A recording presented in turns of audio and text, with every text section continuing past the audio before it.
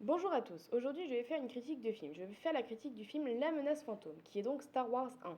Un film avec des acteurs connus et d'autres moins connus à l'époque.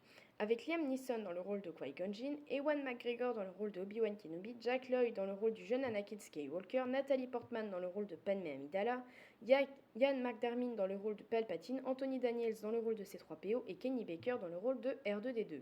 Sachant que Ian McDiarmid, Anthony Daniels et Kenny Baker reprennent respectivement leur rôle. Alors, je dois avouer que je n'aime pas forcément ce film.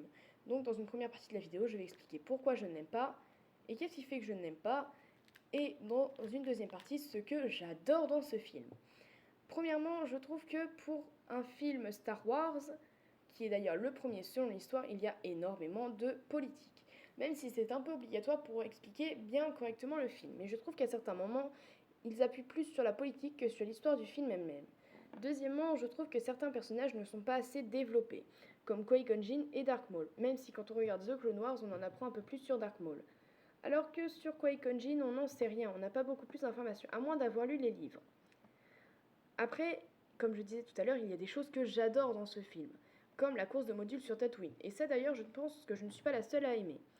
C'est vrai que c'est assez impressionnant. C'est vrai que quand le film est sorti en 1999, les gens ont dû être assez stupéfaits des effets spéciaux. Sauf ceux qui avaient vu le 4, le 5 et le 6. Car quand le 4 est sorti en 1977, les effets spéciaux utilisés pour ce film étaient impressionnants. Donc c'est vrai qu'entre le 4 qui est sorti en 1977 et le 1 qui est sorti en 1999, il y a eu 22 ans. Donc les effets spéciaux ont pas mal évolué. Et sûrement grâce à Star Wars. D'ailleurs, petite information, le 4 a été fait par George Lucas, le 5 et le 6 par d'autres réalisateurs, et le 1 à nouveau par George Lucas. Après, il y a autre chose que j'adore dans le film, et là je pense aussi que je ne suis pas la seule à aimer. Le combat qui oppose Obi-Wan Kenobi et Qui-Gon Jinn à Dark Maul. C'est un combat impressionnant. Même si je trouve que la mort de Qui-Gon Jinn est un peu expédiée. Car quand on voit le combat entre Obi-Wan et Dark Maul, sachant qu'à l'époque Obi-Wan est encore Padawan, on se dit que Qui-Gon aurait pu avoir une chance. Même si à l'époque on sait qu'ils ne connaissent pas encore la technique de combat utilisée par Dark Maul qui utilise un sabre à double lame. Mais Qui-Gon est quand même maître Jedi. Il a réussi à se faire tuer en très peu de temps je trouve, alors que Obi-Wan Kenobi qui est encore Padawan, lui a réussi à tuer Dark Maul. Bon, alors passons à autre chose que j'aime beaucoup moins, Jar Jar Binks. Lui, je me demande juste ce qu'il fait dans le film. Car Star Wars, même si c'est un film adapté aux enfants, est un film assez sérieux. Et Jar Jar Binks, il est là pour faire de l'humour, pour faire rire les gens, et je trouve que c'est très dommage. Car quand on voit les autres membres de sa tribu, donc les Gungans, eux sont bien plus sérieux, ils sont très importants à l'histoire, mais lui, il ne sert à rien, il est idiot. Après, il y a des personnages qui sont très bien joués par leurs acteurs.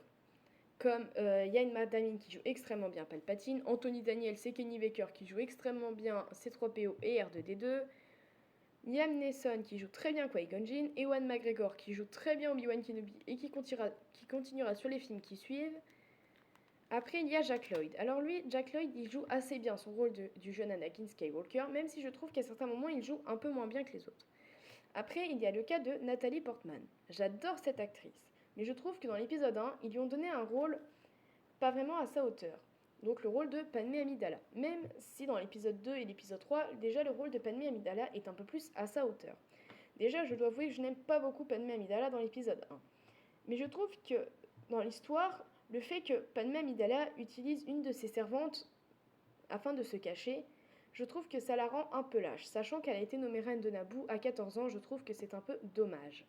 Bon, alors, pour aujourd'hui, c'est fini, et la prochaine vidéo, ce sera donc une critique de film, mais ce coup-là sur l'attaque des clones, qui est donc Star Wars 2.